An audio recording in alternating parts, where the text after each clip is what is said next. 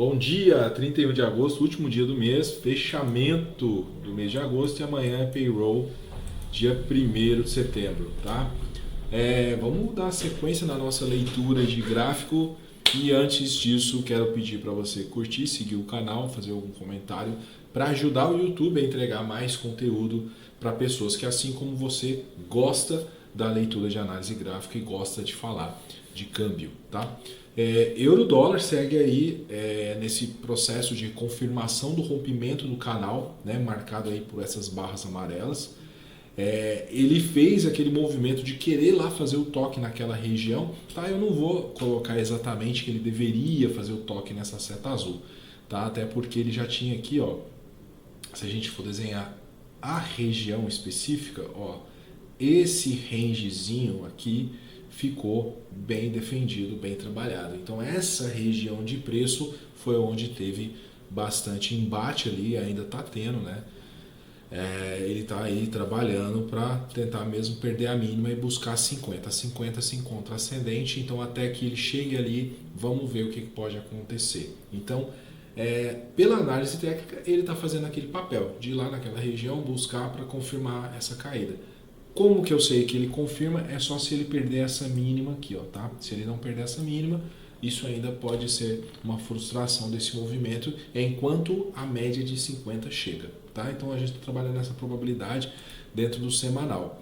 Quando eu olho isso pelo diário, fica bem mais fácil, né? A interpretação, óbvio, mas olha que interessante, né? Que ele bate na média de 200 e volta lá próximo à região, e nesse momento agora ele está o quê? Preso entre as 50, que já saiu do canal, a média de 50, ele está entre a 200 e a 50. Então, e ainda assim dentro desse range que eu desenhei na cor laranja, isso podendo aí fazer uma movimentação, um estresse de preço, tá legal? Então a gente vai acabar trazendo esses contextos para facilitar, né, essa interpretação. Quando eu olho isso tudo dentro do H1, né, eu vou tirar aquela marcação do fundo de canal, olha isso, né, a média de 50 está ali, cruzou com a 200, está ali tentando cruzar 400, fez um movimento de alta bem interessante na data de ontem, mas hoje já devolveu todo praticamente esse movimento comprador, tá? E agora está ali estacionado bem no suporte desse range que desenhamos, que está em cima da 200, tá? Detalhe, o preço no H1 está longe da média de 50, está longe da média de 400. Isso faz com que a gente precise ter uma certa cautela ao falar assim, vou me fazer uma posição short, vou vender diante do fato que você está longe das 50. Se fez essa operação antes, né, no rompimento das 50 e com aquela confirmação, bacana, mas agora já ficou um pouco atrasado, tá? Vamos seguindo, olhar lá o nosso Japa que segue apanhando, né? O Japa tá apanhando há muito tempo, né? Só apanha e tá feia a coisa para ele, né? Então aqui no semanal deixa a gente tirar o zoom para podermos conversar mais, principalmente para quem não acompanha aqui diariamente, né? Vou tirar essa seta maior aqui. Olha só. Então, o Japa aqui no semanal deixou esse topo de 152 praticamente, devolveu tudo e começou a fazer fundos mais altos com esse lindo triângulo, né? Acabou rompendo, fazendo esse trabalho junto com a média de 50. Mas olha só que detalhe, quando ele busca uma nova máxima lá no 145, ocorreu aquele fato que a gente fala aqui sempre. O Ministério das Finanças falou que o 145 era uma região defendida, de interesse de defesa do governo.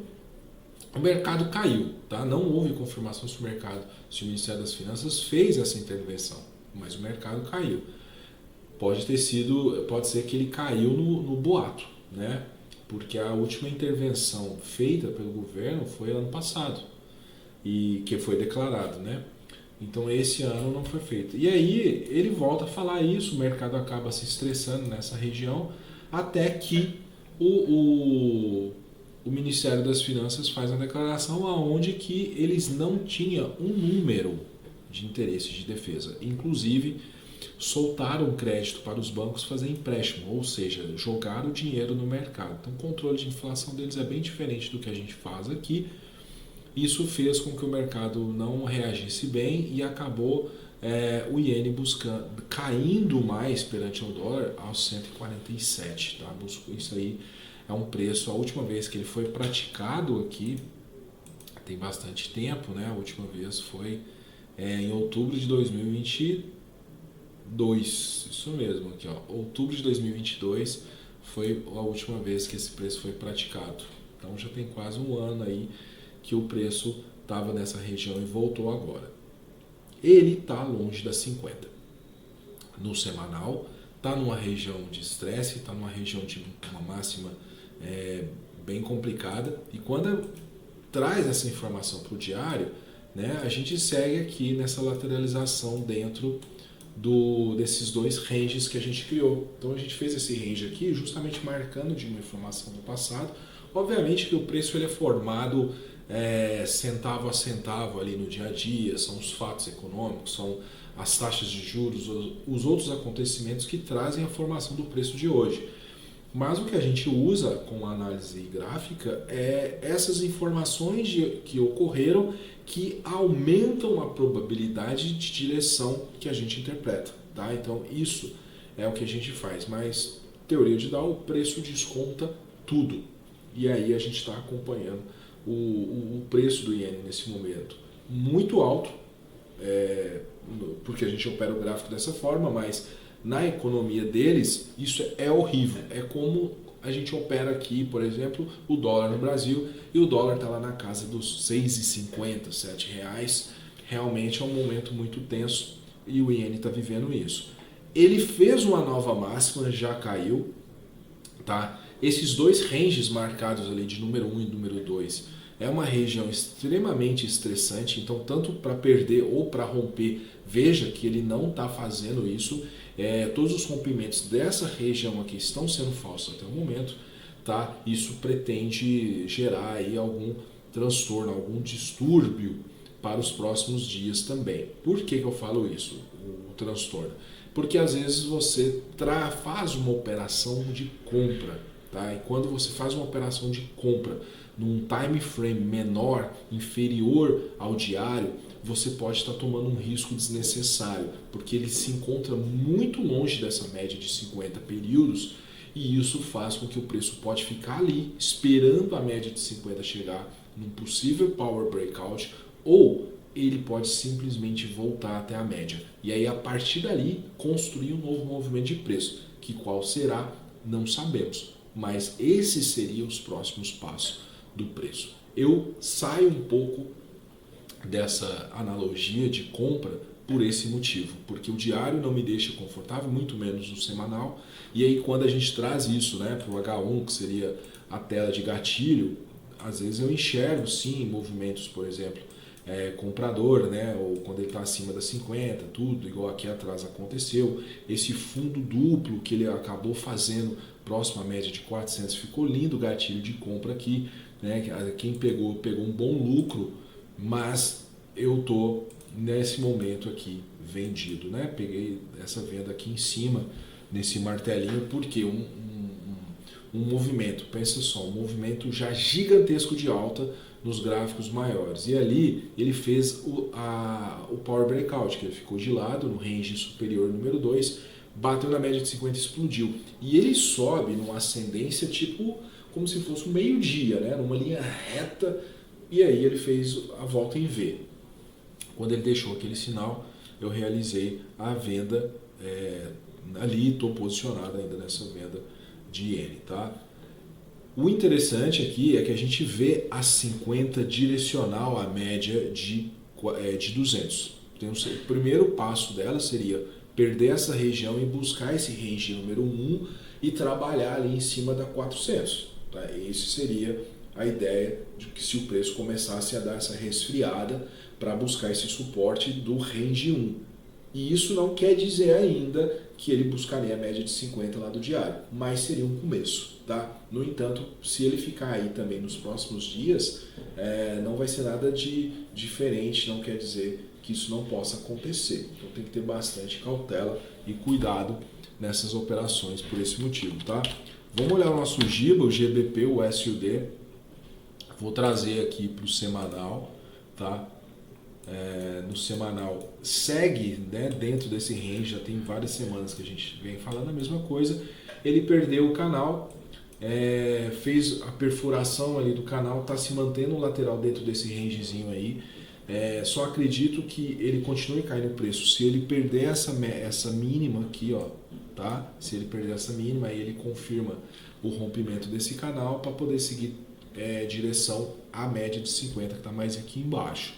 Do contrário, ele ainda está preso dentro desse range e a gente vê isso melhor dentro do diário, né? Então, quando eu olho aqui no diário, olha só para ver, ele faz o rompimento do canal, volta, aqui seria aquele momento de confirmação, onde que ele bate na região que ele rompeu e continua a sua descida. Ele mostra que o suporte se tornou uma resistência.